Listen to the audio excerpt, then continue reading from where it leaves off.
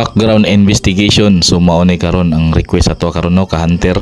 Good morning mga ka-hunter no. So murag pila po ta ka adlaw nga wala po ta ka receive og request. So karon nakadawat na kitag isa ka background investigation na request. Taga Tuganay, Carmen, Davao del Norte, dahil ni atong maong subject karon mga ka-hunter no.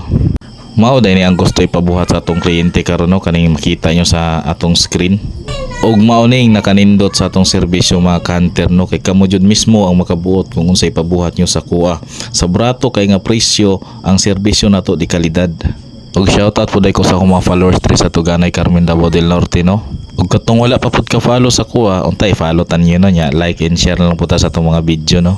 So at least 3 informant yun tano kung mag-background checking yun tano sa atong subject. Ug dili po nato kalimtan yun nga mag-verify yun ta sa barangay para sa atong double checking. Ug pasensya lang kay mga ka-hunter no nga di yun ako mahatag ang uban details kay tungod kini manggod confidential. Ug aron dili lang pod maipit ang atong pangwarta.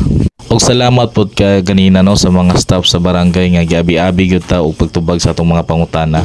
Pertiyong lisuda mangitag pangwarta no kay masking gikalintura ta kinahanglan jud ta mo tirada. Ug kay nahuman ang butaning dapita manang uli na pod ta. Salamat. Bye-bye.